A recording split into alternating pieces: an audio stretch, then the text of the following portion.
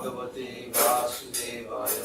Om Namo Bhagavate Vasudevaya. Om Namo Bhagavate Vasudevaya. Om Namo Bhagavate Vasudevaya.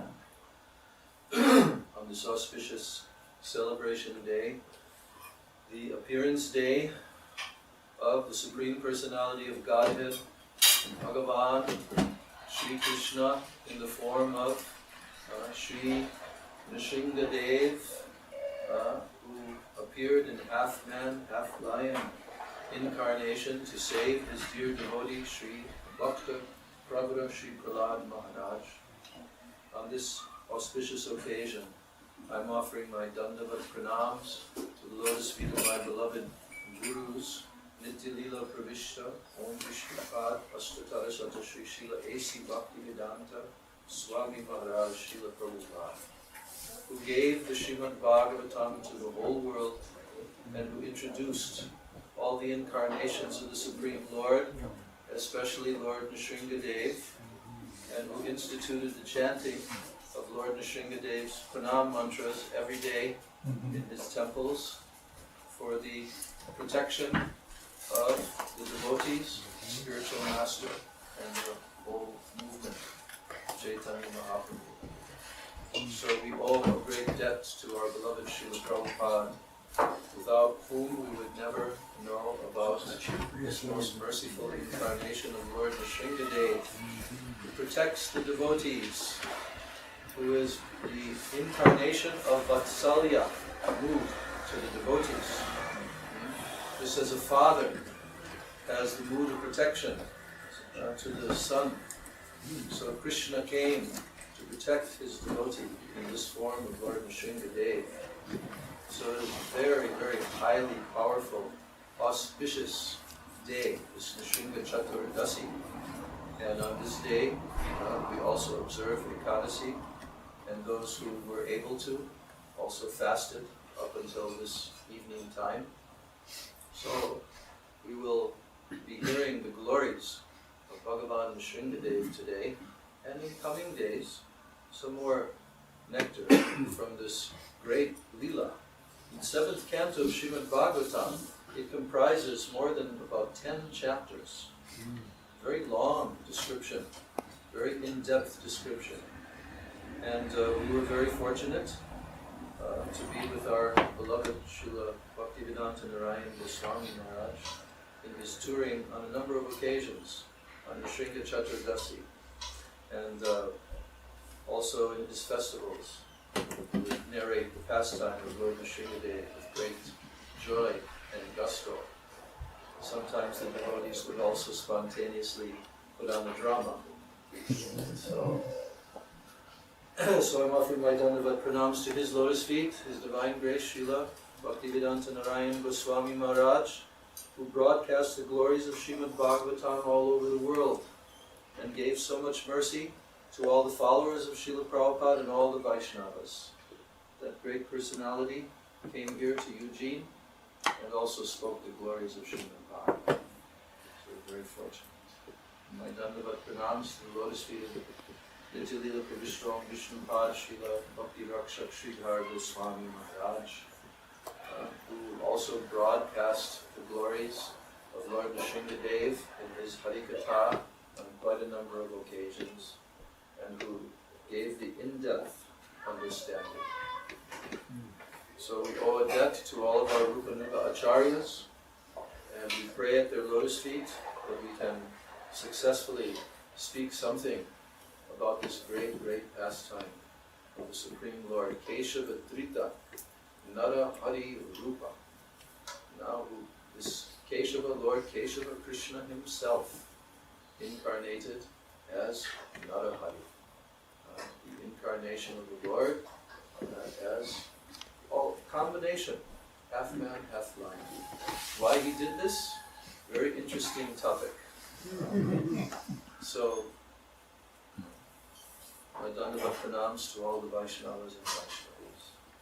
I'm very happy to be here with all of you, very many experienced devotees here who've heard this pastime many times. So I may call on a couple of you here and there to help narrate this pastime. Why does Krishna come into the material world?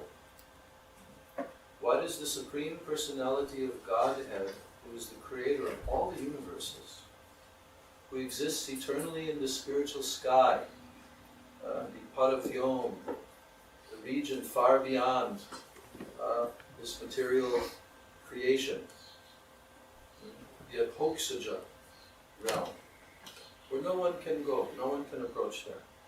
Mind, intelligence, sense, nothing can approach.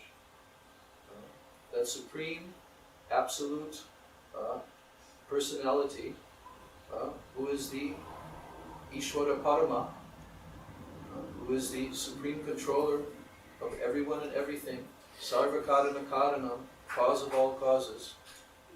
Why does he choose to manifest himself? It's not a question, it's a rhetorical question. Why does he choose to manifest himself within the material creation? He's not required to do this. But he comes. And why does he come? For the pleasure of his devotees. And to taste the rasa. Because everything that he does is for this one sole purpose, to taste ras. Rasovai saha, akil rasamritamurti. Because he is rasa, therefore his whole existence is for tasting ras. He is ecstasy personified. So that supreme merciful Lord, Parama Karunya, he also wants to give mercy to all living entities. So therefore he comes and manifests many, many varieties of pastimes. There are 10 primary incarnations, Das Avatar, the song that we sang, Tavakara Kamala Varena Kam Adhuta Shringa. This is from Gita Govinda of Sri Jayadev Goswami. And this is narrating the 10 different avatars of Vishnu who come within the material world on scheduled incarnations. Srimad Bhagavatam elaborately explains all these different incarnations. When he comes and he manifests his pastimes in this world, he himself is enjoying and tasting rasa, but also he is manifesting these pastimes so that the conditioned souls will hear them, and by hearing they will become purified by the powerful sound vibration of the narration of his Harikatha. And then gradually they will surrender to him and perform bhakti, and gradually they will go to the spiritual worlds of it with him. So every incarnation is manifesting this special mercy for the conditioned souls. And this incarnation of Lord Nrsimhadev is a very wonderful narration, especially because he shows this protective mood over his pure devotee. So, if the Supreme Lord, if he wants to protect someone, there is no possibility that anyone can do any harm to that person. No possibility. And this narration proves that. And Sri Prahlad Maharaj is glorified amongst the Vaishnavas as being Bhakta Pravara, very prominent amongst all the devotees. He is also one of the 12 Mahajans. What is a Mahajan? In our universe, there are universal sages, pure devotees, like Narada Muni, like Brahmaji, Shiv, Vyasadeva, 12 different personalities who are called Mahajan, because Mahajan means great personality. They're the ultimate VIPs, very important persons. Why are they important? Because they know the supreme truth. Dharmasya tattvam nihitam guhayam mahajano yena gatah sapanta. Maharaj Yudhishthir told, Dharmasya tattvam nihitam guhayam. To understand all the intricacies and the subtleties and the deep meaning of dharma, this dharmasya tattva, it is very guhayam, very, very hidden, very secret. But where is it hidden? Mahajano yena gadasapanta. It is hidden in the hearts of the Mahajans. They know the absolute truth perfectly. So, if someone wants to achieve perfection in life, they must follow the pathway which has been shown by the Mahajana. Mahajana yena gatasa panta. Panta means path.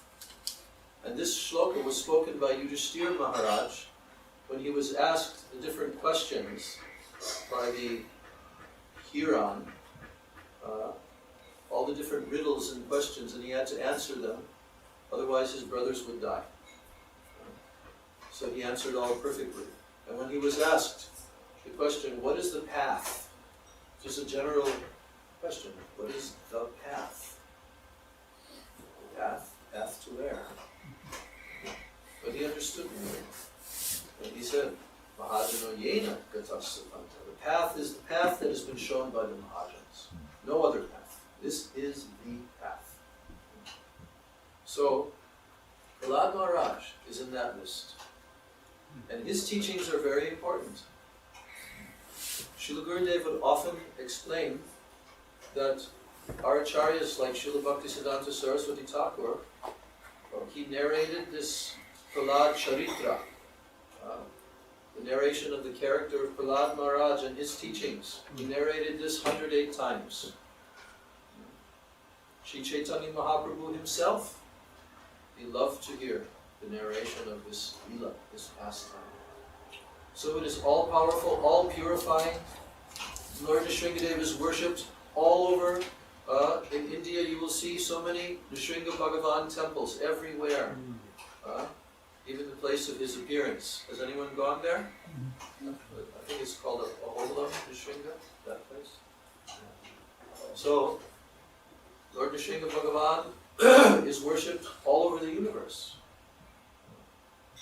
And in every creation, Nrsimhadeva comes. In every universe, he comes. So the pastime of Lord Nrsimhadeva, delivering Prahlad Maharaj, is essential. Srila Gurudev said if someone does not follow Prahlad Maharaj, then you cannot become a pure devotee. Where is that place? I mean, you named it, but the approximate in India. What? Where was that place at? In India. No, Place I in know, South but India. is it I'm not South so India? expert on that. Oh, okay. South. I thought- So, in this way, if we follow Prahlad Maharaj, if we hear his teachings, then the proper inspiration will come in our hearts to do pure bhakti, because he is pure devotee.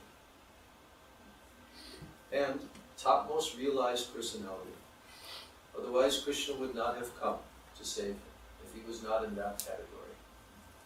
When Krishna personally comes, it's for his pure devotees.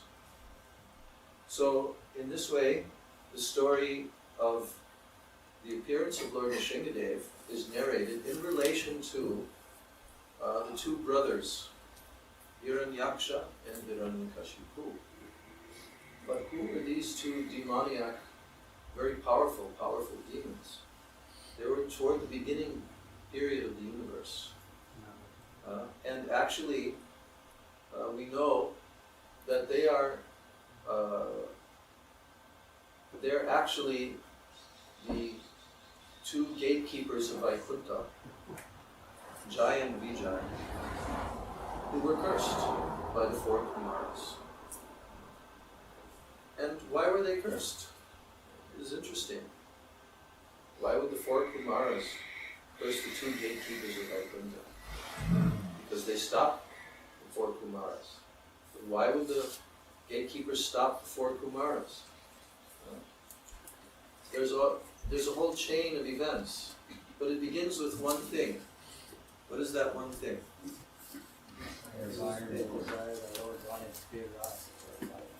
Yeah. Lord Narayan had a desire to taste rasa. So therefore, his pure devotees, his eternal servants, they understand their master perfectly, and they could detect our Lord. He wants to taste Vira Ras, the rasa of chivalry, power, strength, conquering. He wants to taste this ras. So that means he wants to fight, because that's how you taste that ras. You have to fight. Shami knows about all. So in that way, they detected, and they thought, well, we must fulfill our master's desire. They exist only for that. All the pure devotees, they exist only for fulfilling their master's desire. Nothing else. They have no personal interest. So in their heart they thought, oh, if we could only fulfill his desire, I mean, we can fight with him. We can give him a good fight, but it will be a mock fight, a mock battle, not real. Because in order to have a real fight, there has to be an opponent, and there has to be a very great hatred. We see that even in professional fighting, they try to stir this up between the two opponents. It's all kind of make-believe, but nevertheless, something has to be there like that. There has to be anger. In Vira Ras, anger has to come into there. So they thought, well, if we could become opposed to our Lord, then we could fight him. And that desire was in their heart.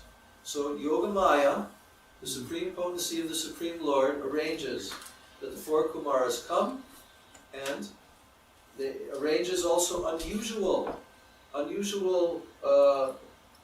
behavior by both the gatekeepers and by the 4 Kumaras, which ordinarily would not happen.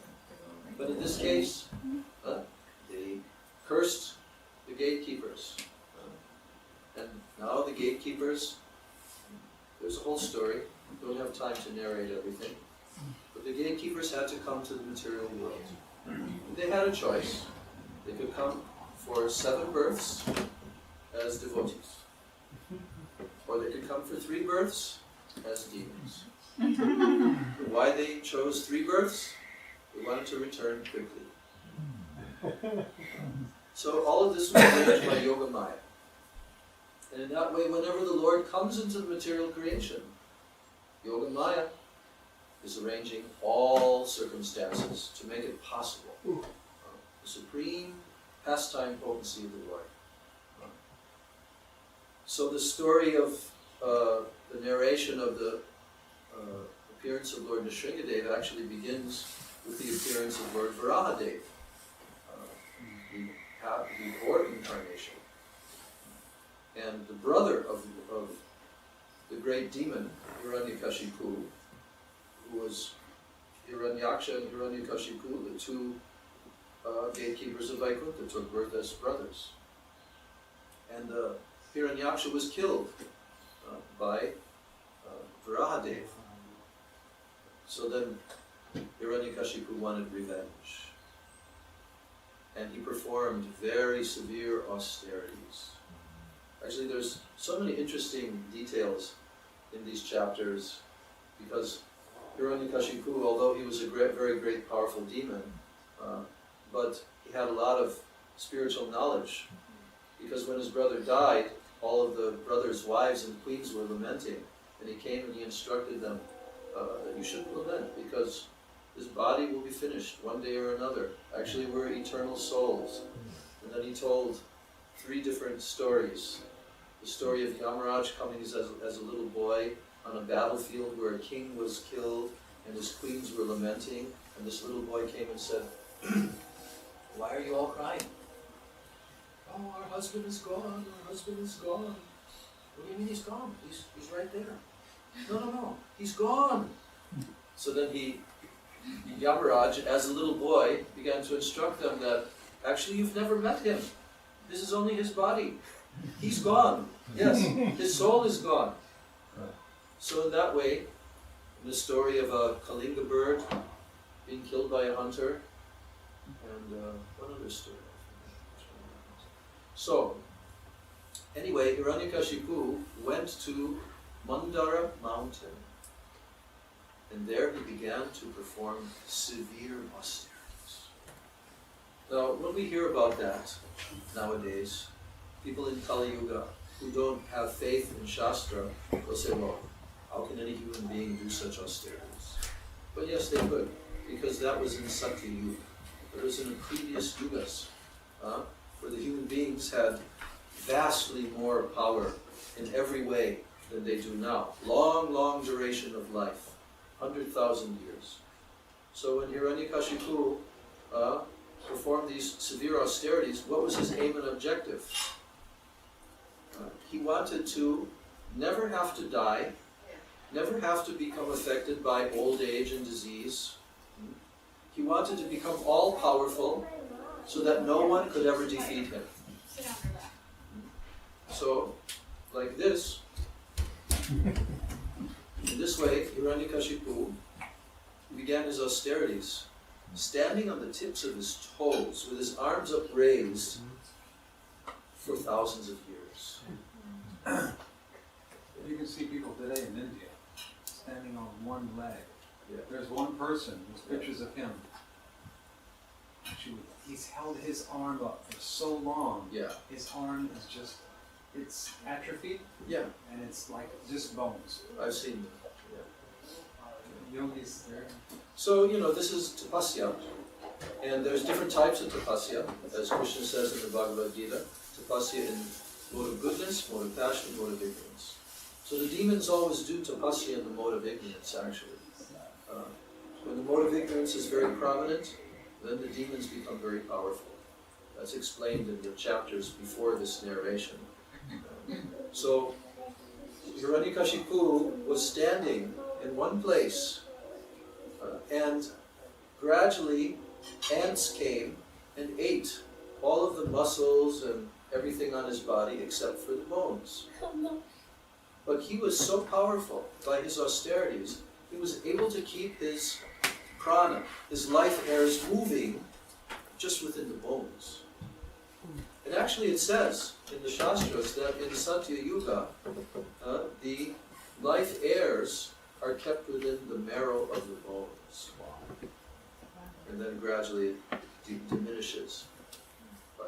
Then it becomes in the Treta Yuga in the muscles, then in the Dwapara Yuga in the blood, and then in Kali Yuga, you ain't got none in your body anymore. You got to get it from outside. It's in the food. That's diminishing now too. So Satya Yuga, very powerful.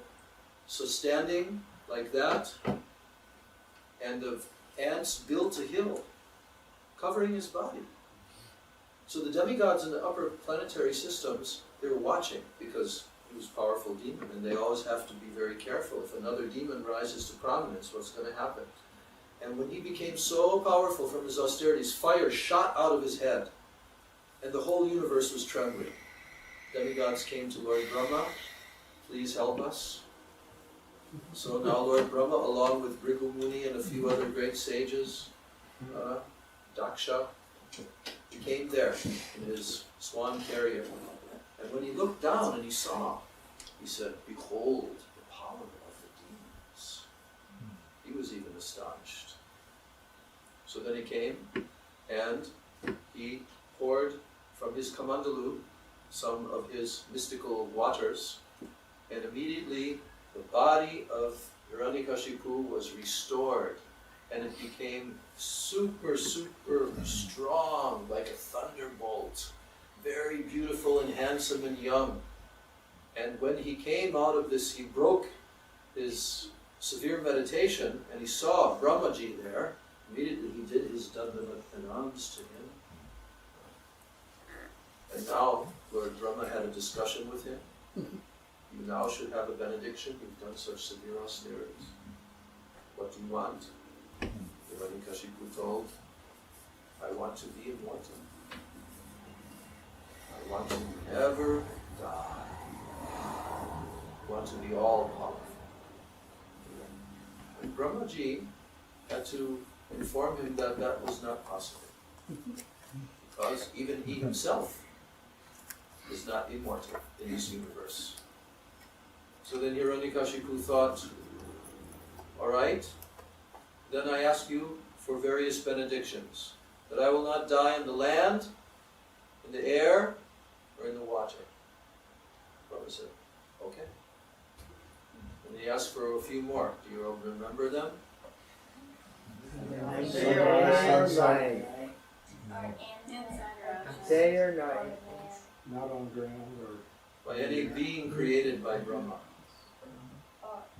Because all the beings in the universe are created by Brahma. So he thought, okay, no living being can kill me. By any? Demigod, demon, or naga from the lower planets. From any weapon, from anything living or not living. Any monk. Day or night. Day or night. Inside or outside. Inside or outside. From the ground or the air. Ground. So in this way, he got approval for each one. And then he considered, yes, now I am immortal. And then Brahmaji left, and Hiranyakashipu now began to terrorize the universe. And he was so powerful, all the demigods fled away. And he came up to the planet of Indra, took over Indra's palace, and sat on Indra's throne. And it's described in the Bhagavatam that only Brahma and Lord Shiva, of course Vishnu, they were not under his control. All the others, they had to serve Hiranyakashipu. And he actually was so powerful that he controlled the forces of nature in the universe. Imagine that. Sitting on his throne, he was controlling that. Even in the Bhagavatam it says that the law of karmic reaction of the living beings, like when you do a good activity, you get a good result. When you do sin, you get a bad result. You have to suffer. He reversed that. If you do bad, you get a good result. So like this, Hiranyakashipu was so powerful. And in this way, he now began to reign as a king, palace. But there's one important fact, that he had his queens. And there was one queen named Kayadhu. And when Hiranyakashipu had gone to perform his austerities, she was pregnant.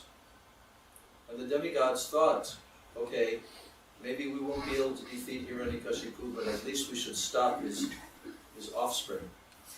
So they kidnapped by force from the palace Kayadhu, and they started taking her up into the sky. At that time Narada Muni came. And Narada Muni stopped them. No, you should not take him away. No, but there's a great demon, the son of the demon. No, he's not a demon. He's a great devotee. I will take her to my ashram. So Narada Muni took Kayadhu during this time period that Hiranyakashipu was doing the austerities. And what did he speak? He was continually narrated the glories of the Supreme Lord. Srimad Bhagavatam, the topics of the Supreme Lord. And Kayadhu, she could not remember this. But Prahlad, who was in her womb, the child, he heard everything from Narada Muni.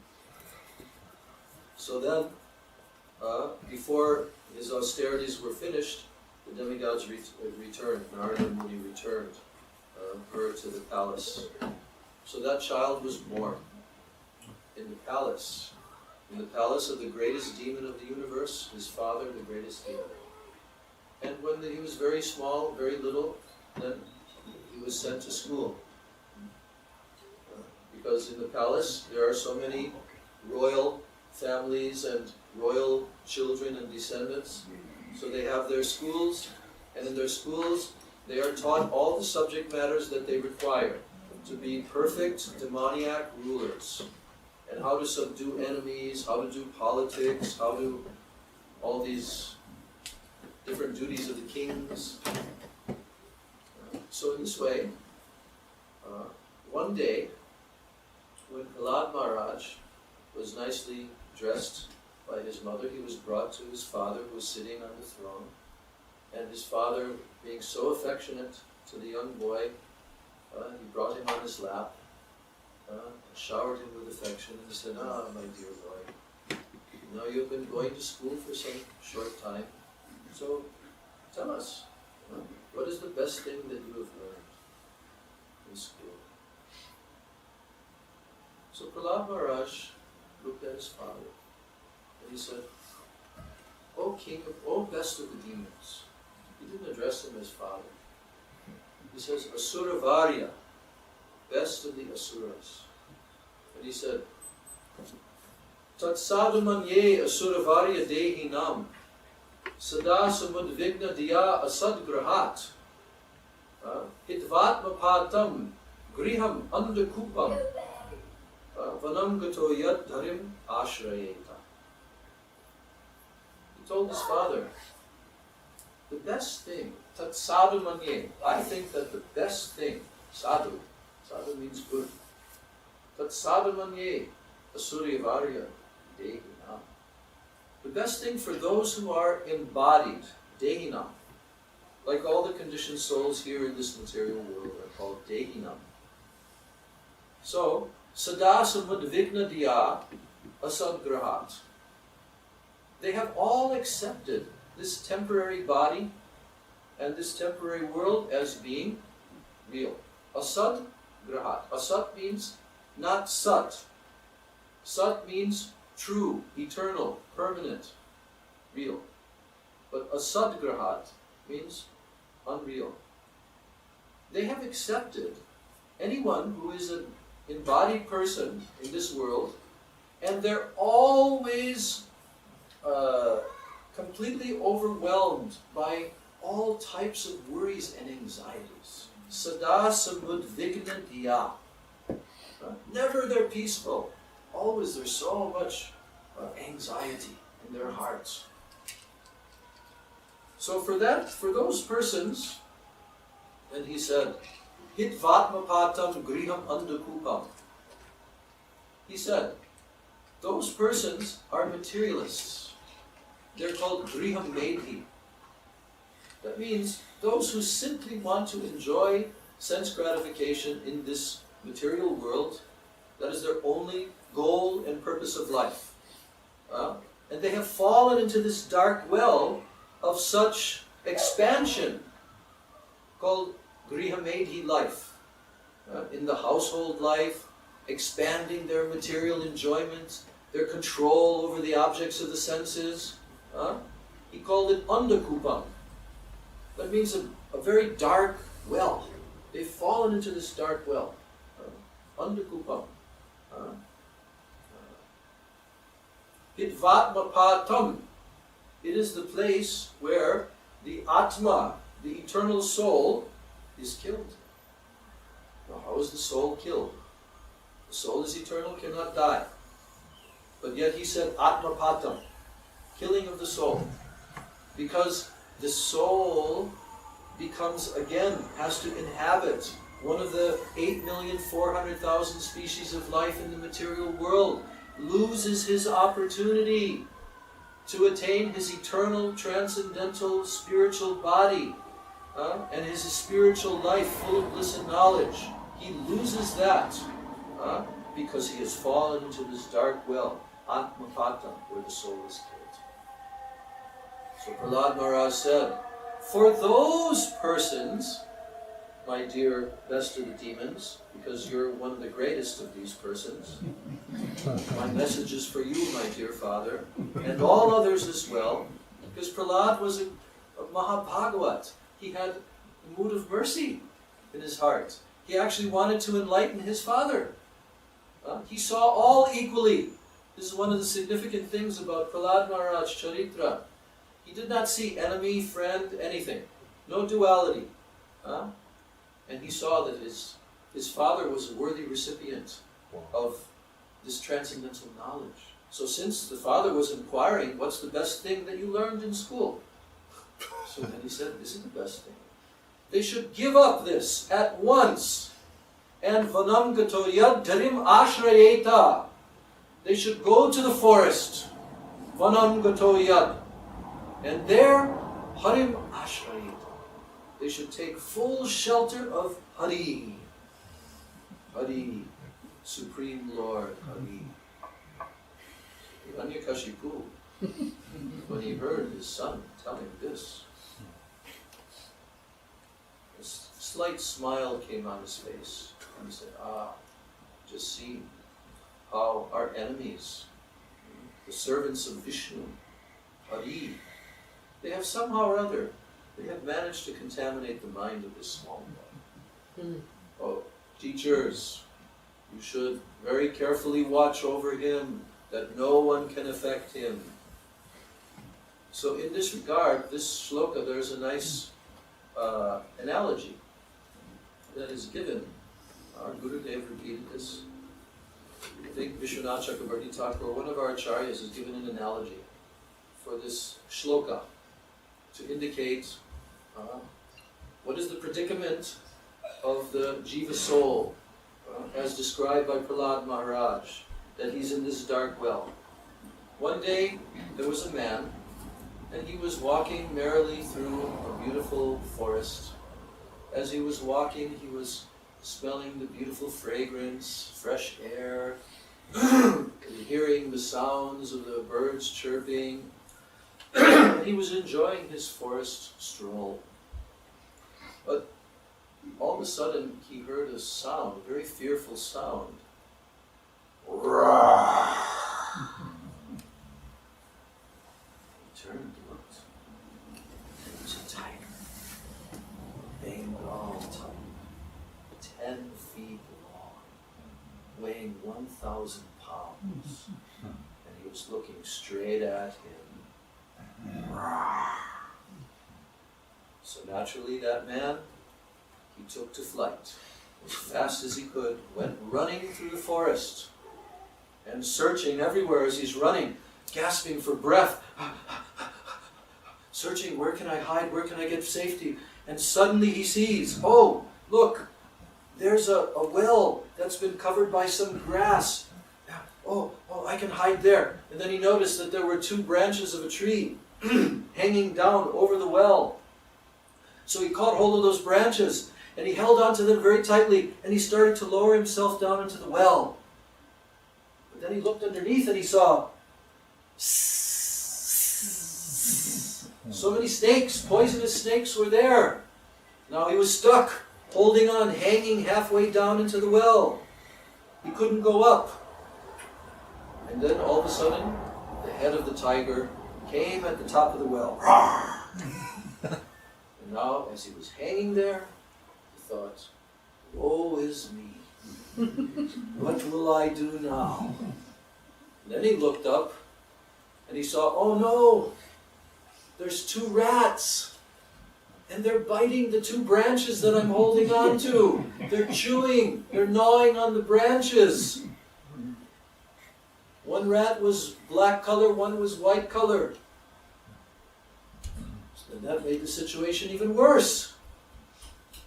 But then he noticed one thing as he was hanging there in this predicament, that up on the branch there was a beehive, and the beehive was tipped a little bit, and there was a couple of drops of honey falling down just in front of his face, falling down from the beehive. And then at that moment he thought, I should taste the honey. And then he endeavored to put his head forward, stick out his tongue, and when he stuck out his tongue, all of a sudden a drop came on his tongue, and he went, ah, so sweet. So this man, who is this man? This man is us. Yes. This man is every living entity, especially in the human form. What is the forest? Forest is this material world, our environment, where all the objects of the senses are available for our enjoyment. What is the tiger?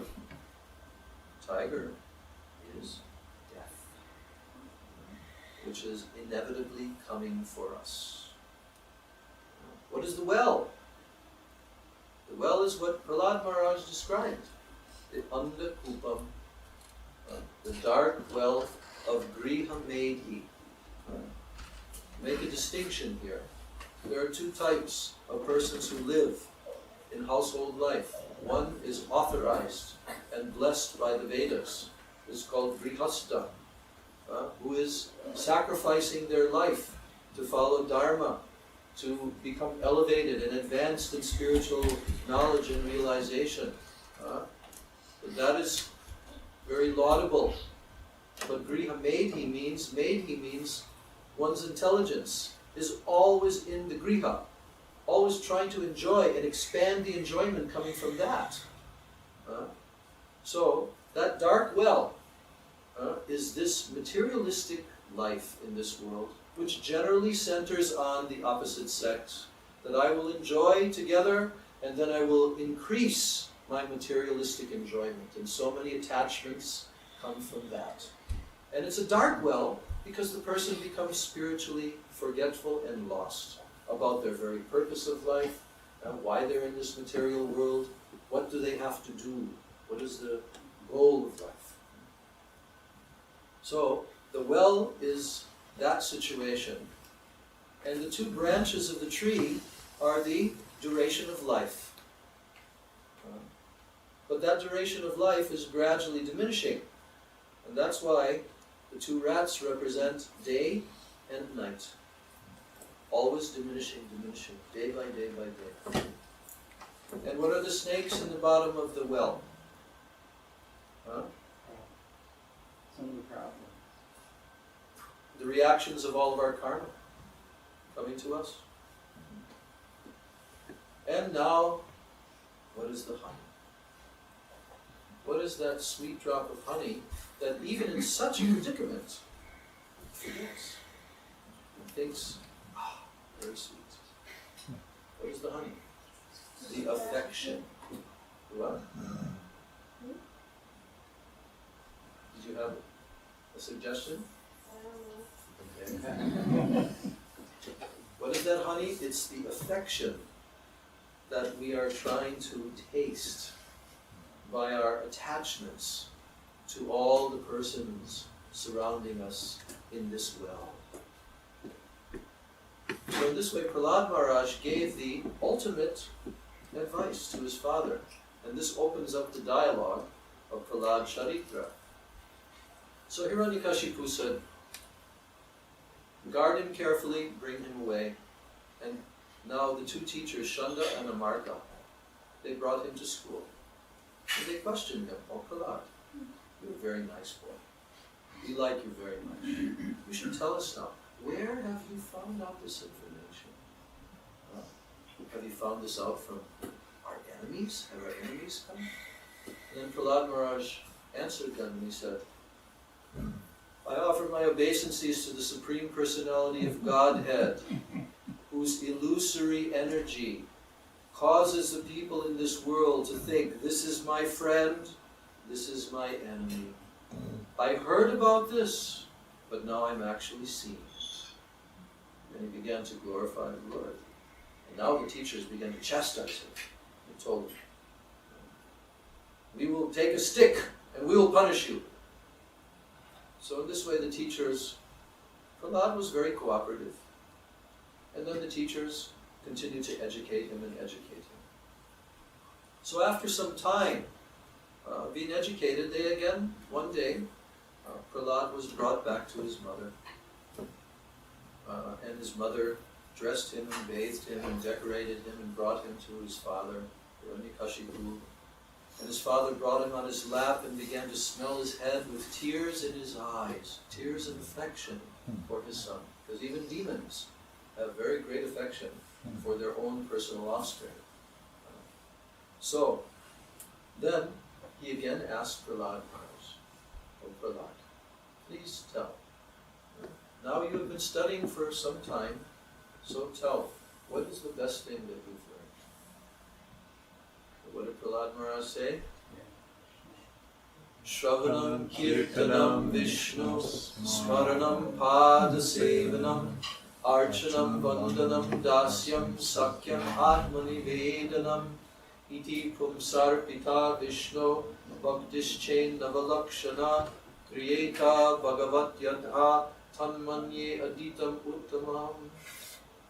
He said, anyone who performs these 9 types of devotional service to Vishnu, to Krishna, he is the most elevated amongst human society. Tanmanye Aditam Uttamam. So he answered his father's question, what do you think is the best? I think to serve Vishnu and perform bhakti yoga in 9 different forms. Shravanam, hearing. Kirtanam, Smaranam, Padasevanam, serving the lotus feet. Archanam, Puja. Vandanam,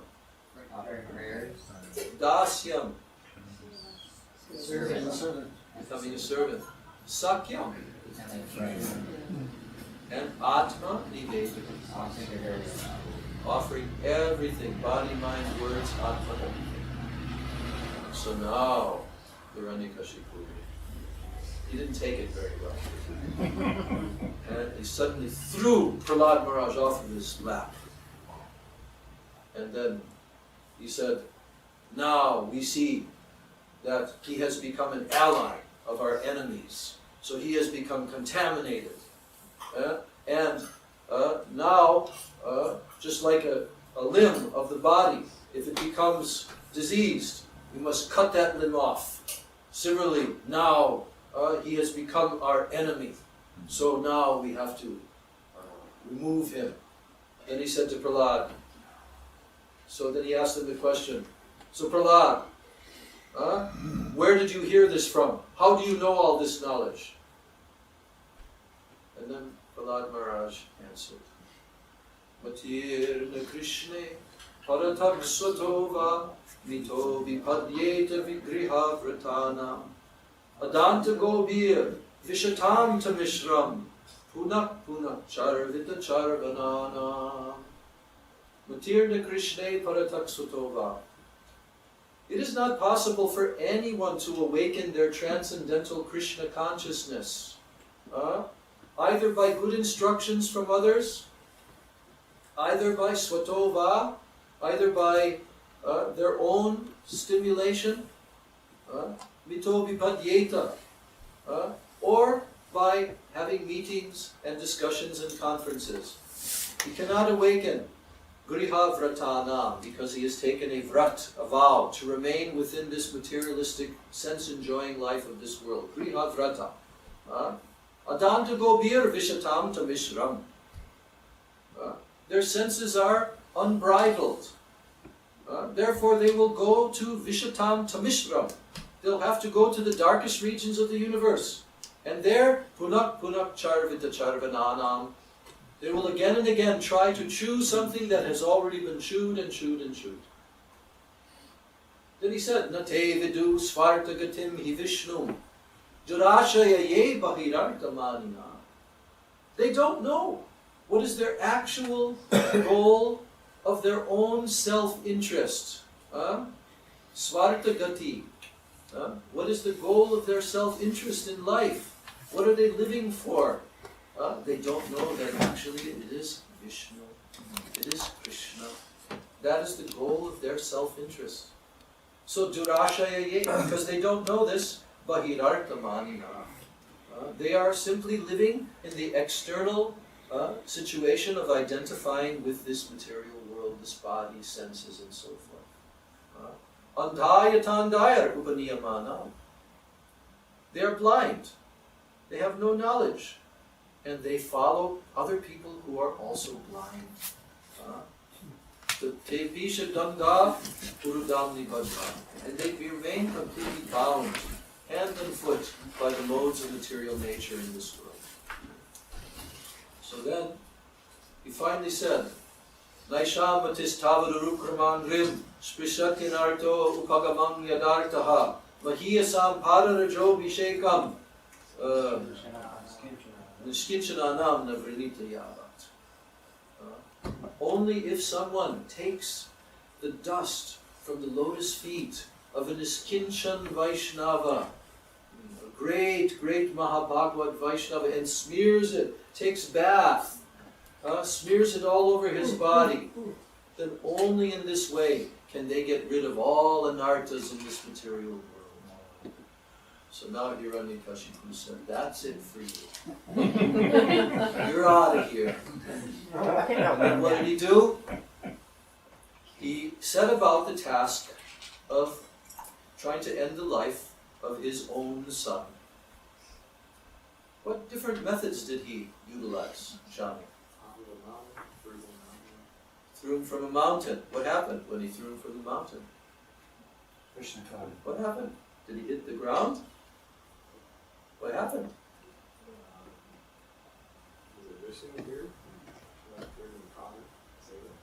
Yeah. He slowed down. What else? Boiling oil. Yeah, he was given some poison also. Poison. Yes. Elephant. He drank the poison willingly. Yeah. He didn't protest anything. He didn't protest. What was he doing? He was completely fixed in remembering Krishna. Completely praying to Krishna. So then, what? Boiling oil? Yeah. Boiling oil. What happened? Unscathed. Just came out as fresh as ever. What else? They tried to cut him. That elephant is thrown at their feet. Threw under the feet of the elephant. And what happened? Elephant took him in a tuck, and his trunk put him on his head. I think they were Threw like him into a pit electrocuted. of poisonous snakes. And what happened? They couldn't bite him. They tried. They just tickled him. Yeah, they just tickled. What else? What do you They tried to stab him too, didn't Yes, they tried to pierce him with sharp weapons. They brought demonesses with tridents. They tried to pierce him. His body couldn't be pierced. Anything else? His sister they tried to burn him because she had that mantra. Oh, right. Describe that. Then she had a mantra where she could go and Walk into fire. walk in the fire. Yeah. She carried him. She carried him. She carried him into the fire. What happened? She burned out. And She had an off day with the mantra.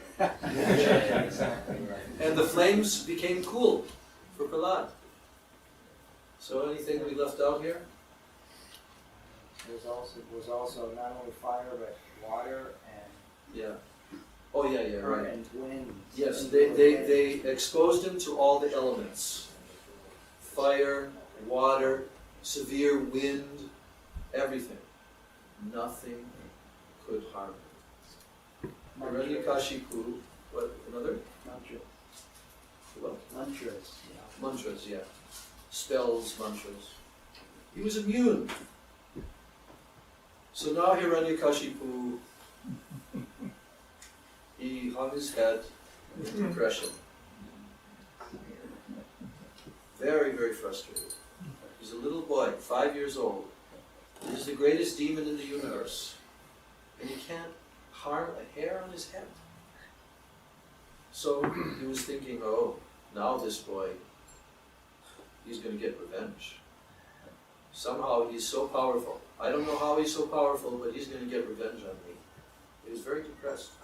Then his demoniac advisors, they came and they propped him up again. They said, don't worry, he's just a small boy. We'll send him back to school, and after some time he'll just forget. He'll forget that you had this aggression towards him. So now Prahlad was sent back to school again.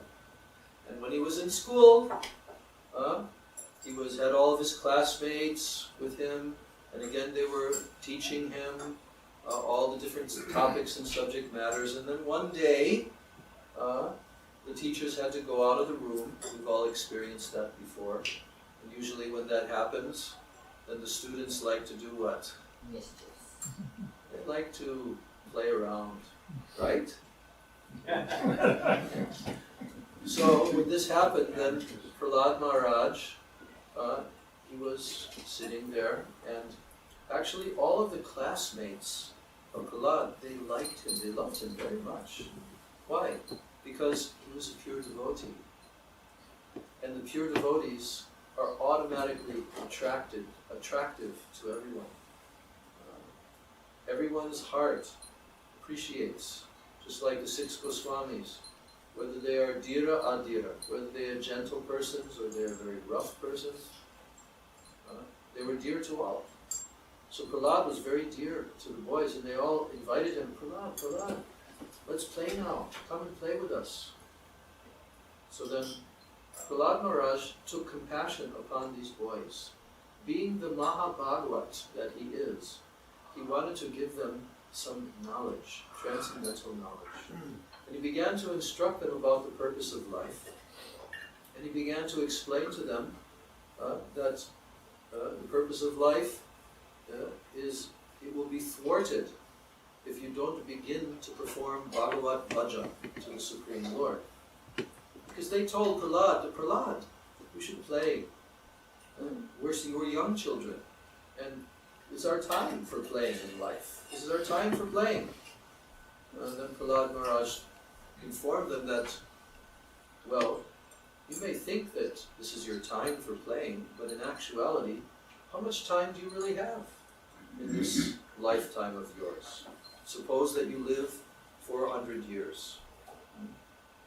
But how much time do you actually have in that 100 years to do this important activity of Bhagavat Bhajan? 50% of your time is gone just in sleeping. They began to gradually, mathematically calculate how in the youth and in old age you'll be preoccupied with studying, and then you'll be all sickly and in your old age and suffering, and it won't be very easy to do bhajan. In the middle of your life, you're busy in your household activities and your occupational duties. So when will you do bhajan?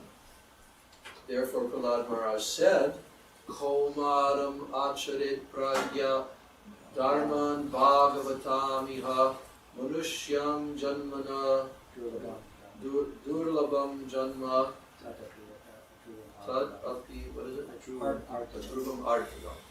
What's the meaning? That one should begin Komara Acharet Pragya, and Pragya means an intelligent person. Yeah. Should begin Krishna consciousness from the tender age of childhood, Komara, Dharman Bhagavatamiha. Yes. Bhagavad Dharma. Bhagavatamiha. Because although this life is temporary, it is full of value or meaning. That All those Atrubam, Arthagam. Arthagam. The last one is Tad apiya drubam arthagam. But it can give artha. even though it's temporary, Yes. you give the highest benefit. Right. So this is a very significant verse, because if somebody understands the meaning of this, their life can be successful, right? And someone may not have the opportunity to begin early, but wherever they begin, they should understand it's now time, because we don't have much left. Unfortunately, the Maya potency of the Supreme Lord, the illusory energy, makes everyone believe that they have plenty of time. And actually, Maharaj Yudhisthira told that that's the most amazing thing that is there in the whole universe. The very amazing thing that everybody sees, that all around everybody's dying, but yet they think I have plenty of time and I'm going to stay here and I'm going to continue to live. And Yamaraj, Lord Yamaraj, when he was that little child instructing the despondent wives, Right. he also mentioned that point. That you're lamenting for the death of your husband, Right. but in the meantime, you're also getting closer to death. You Right. yourself will have to meet the same fate. Yes. People will go to a funeral and think, yeah, pretty rough, but they don't know that they're on that same list. The list is there. And so the human form of life is a special opportunity. And in today's world, 99.99999% of the people in human bodies, they don't understand this. In Vedic times they understood. But now in Kali Yuga, all the demoniac leaders, they give no knowledge to the human society. What is the purpose of their existence as human beings? Because they themselves don't know. So therefore their life, human form of life, is wasted in animal activities, eating, sleeping, mating, defending. And their whole life goes by, and then they suffer miserably in old age, and they die, and then what happens to them after death? They go back down into lower species. And again they have to wait for millions of lives to come to the human form. Because the human form is the only form where you can practice Bhagavad Dharma. It's worship of the Supreme Lord, and you can attain eternal, transcendental knowledge of your own identity, self-realization, God-realization. It's the only purpose of the human form. We're very fortunate because we have our gurus, our Guru Parampara, we have our Shastra, we have been enlightened. What is the purpose of our life? And we have a direction, we have a goal, and we understand I have to proceed towards that goal. Whatever I'm doing in life, I have to connect it, I have to go towards that goal, where I utilize the human form, because it is arthadam. It can give what no other form of life can give. So Prahlad Maharaj, in this way, he preached to his classmates. And he also preached about the glories of Guru, because without Guru, one can never make spiritual progress. So he also preached Guru Shushushaya Bhaktya.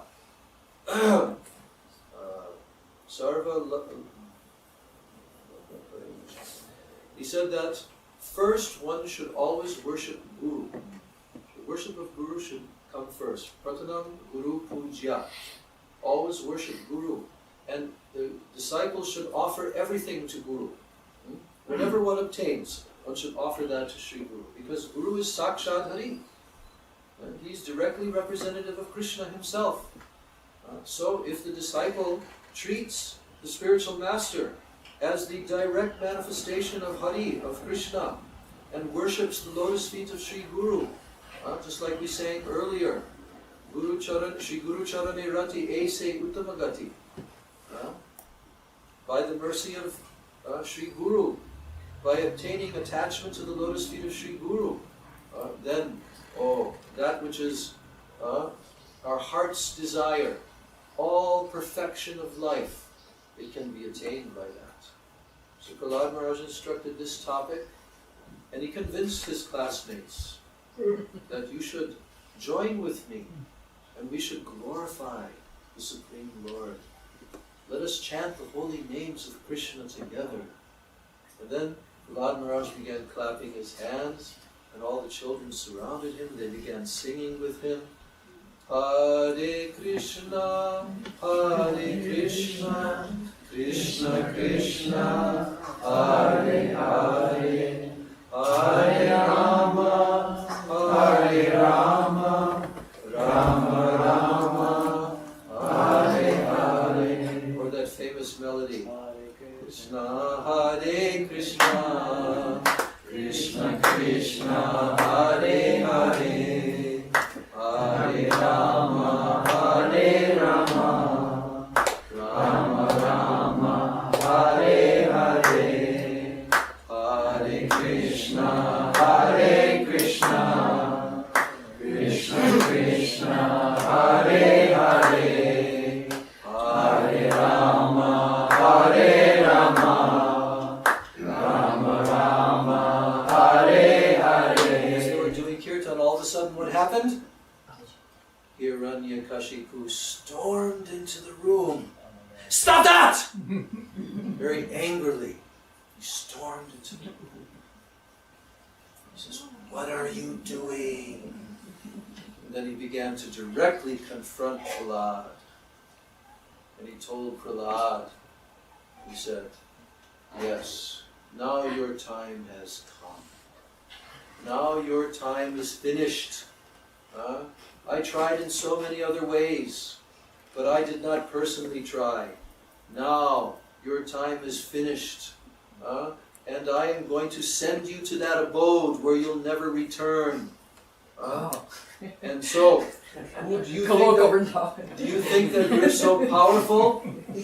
You think you're so powerful? When I raise my eyebrows, all the demigods are in fear. So you think you're very powerful? And then he challenged Prahlad. So, where do you get your power from? Prahlad said, I get my power from the same place that you do, my dear father. I get my power from Lord Vishnu. Lord Vishnu? Where is your Lord Vishnu? My dear father, he's everywhere. He's everywhere? Is he here in this pillar? Yes, yes.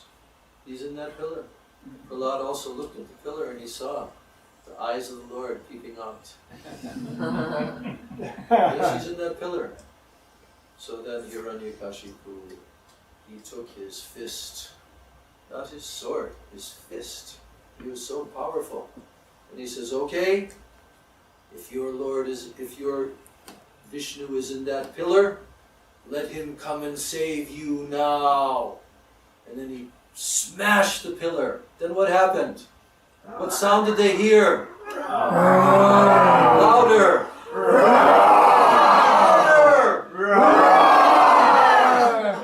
And suddenly, from the pillar sprang this personality. You have to read the description in the Bhagavatam. Amazing description of the appearance of Nrsimhadeva.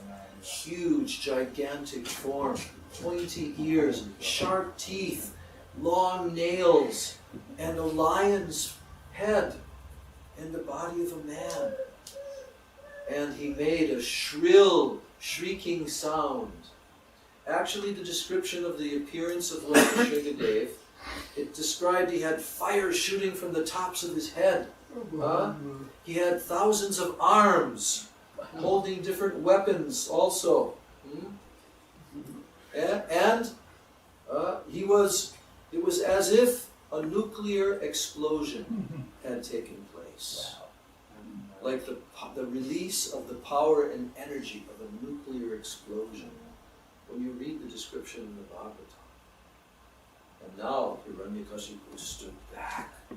What manner of creature is this? And now he began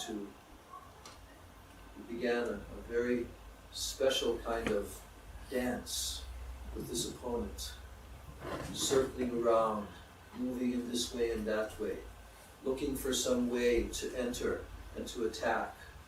And then the description of the entire fight that took place between Lord Nrsimhadeva and Hiranyakashipu. Because remember, this is the Lord coming to taste what? Mira. So there was a really good fight for a long time.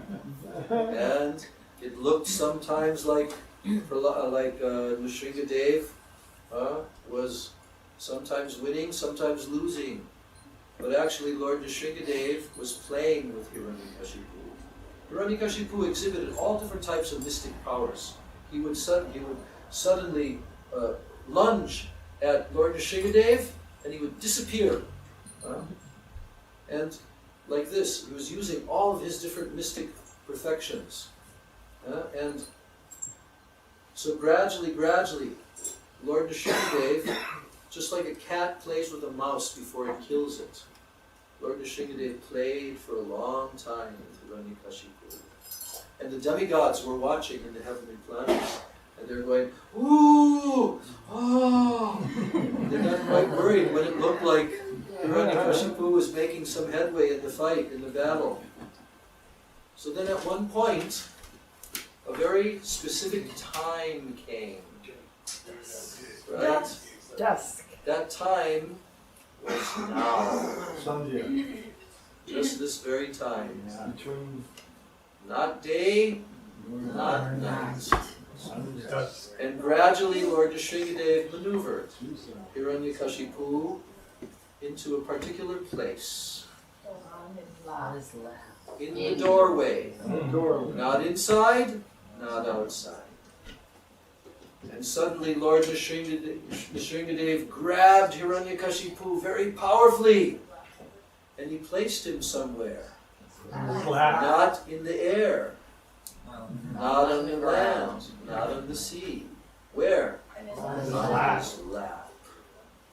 And then, at that very time, without any weapons, only his nails, very long, very, very sharp. What did he do? No, he did something before that. He dug it, his nails like chisels, like knives, into his belly. And then he did what? And then he did what with the guts? Yes. And he was roaring and roaring, and Hiranyakashipu was moving. And then suddenly he died, finished. And now he threw him off of his lap. And all the soldiers, Hiranyakashipu had thousands and millions of soldiers. And they all came lunging at Lord Nrsimhadev. What happened to them? All of his arms. He ripped them all apart, threw them in all directions. Every last one of them. Finito. And then what happened? There was no one else. Lord Nrsimhadev was so angry. Why was he angry? What was his anger? What was the purpose of Lord Nrsimhadev's anger? You know, sometimes I was talking with a devotee recently, and he said, I have a little bit of a hard time with Lord Nrsimhadev. You know, like the intestines and all of this. And I explained to him, I said, well, do you know what his anger is about? His anger is love. The purest protective love of his pure devotee. In this material world, if somebody attacks the child of another person, right, and the parent risks their life and does like incredible heroic feat to rescue their child and kills all kinds of demoniac persons who are trying to harm the child, this is considered very, very laudable, very worshipable. That parent exhibited such anger. So, the anger of the Lord is greater than anyone's anger. If Krishna wants to become angry, then no one's anger can ever compare with his anger, because his anger is infinite. Everything about him is infinite. So he was so angry, and this anger was the anger against the person who was going to harm his pure devotee. So in this way, he was roaring, and all the demigods came. And his consort, Lakshmi Devi, came. And Lord Brahma came. And now, they're thinking what to do. The Lord is so angry. Somehow or other we have to calm him down. So then Lord Brahma suggested, oh Lakshmi, you're his consort, you should go. She said, I haven't seen this form of my husband. I've seen him mad before, but not. Yeah. So then Lord Brahma said, Prahlad, the Lord has come for you. You must go. And Prahlad, without any fear, he went and approached Lord Nrsimhadev, and he paid his dandavats at his lotus feet. And then he stood up, and Lord Nrsimhadev put his hand on Prahlad's head. And as soon as he put his hand on Prahlad's head, immediately Prahlad became illuminated with all transcendental knowledge, and he began to offer prayers to Lord Nrsimhadev, and Nrsimhadev calmed down and was listening to all the prayers of his beloved devotee. So those prayers of Prahlad, they're full of so much knowledge, and they should be studied very carefully. These are the teachings of Prahlad, through which we can become pure devotee. And when he offered prayers to Lord Nrsimhadev, then Lord Nrsimhadev said, now I want that you will take a benediction. The Lord always wants to benedict his pure devotees. And then Prahlad, he explained, my Lord, I not a businessman. I have not come to you to get something in exchange for my devotion. I have no desires. So, he said, anyone who worships you with desires for something else to get from you, this worship is not pure, it cannot satisfy you. So I have no material desires to fulfill. And then Lord Nrsimhadev said, yes, but still I want to give you benediction. And then he told, then I want that my father, who was so inimical to you and who was killed by you, that he will be liberated. And then Lord Nrsimhadev said, it is already accomplished, because you are his son. Not only him, but 21 generations of all your ancestors and your future descendants, they will all be liberated. 21 generations. This is the benediction of Krishna. If someone surrenders to Krishna, they don't have to care about their ordinary obligations within this world. Even if they cannot meet those obligations, Krishna will fully take care. And because they have surrendered, therefore Krishna will arrange for all the descendants, all of the ancestors and so forth, to be also liberated. And liberated means that they, in any lifetime, they will get sadhu sangha, they will get sukriti, they will be able to take advantage, and they will come onto the path of pure bhakti. Guaranteed. So then, Lord Nrsimhadev benedicted Prahlad that now you should stay within this world, and you should rule within this world for many thousands of years, and you can enjoy all the facilities of rulership, but be fully devoted to me, and in the end you will attain me and you will come to me in the spiritual world. So in this way, Lord Nrsimhadev gave all benediction and blessings to Prahlad Maharaj, and then the Brahma and all the demigods came and they worshipped Lord Nrsimhadev, offered many, many prayers to him, and finally, then Lord Nrsimhadev disappeared. And then, but before he disappeared, he said to Lord Brahma, so now in the future be careful who you give such benedictions to. So in this way, the teachings of Prahlad Maharaj manifested due to this pastime.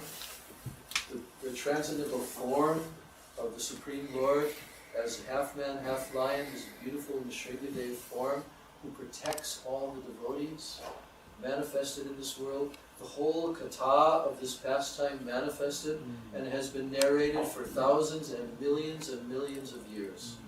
And today, on this day of Nrsimha Chaturdasi, the very day that Lord Nrsimhadev appeared, at this very time at dusk, we are hearing this narration from Srimad Bhagavatam.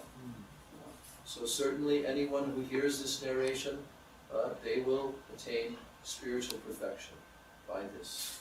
So, all glories to Sri Nrsimha Bhagavan, all glories to Bhakta Pravada Sri Prahlad Maharaj, all glories to the Grantaraj Srimad Bhagavatam, all glories to Jai Vijay, who came to manifest this pastime, and all glories to all the bhaktas and all the listeners of this great narration of the pastimes of Lord Nrsimhadev Bhagavan ki Jai, Nrsimha Chaturdasi ki Jai, Transcendental Appearance Day of Lord Nrsimhadev ki Jai, Bhakta Pravara Shri Prahlad Maharaj ki Jai, Samveda Bhakta Vrinda ki Jai, Jai Gaur Premanande.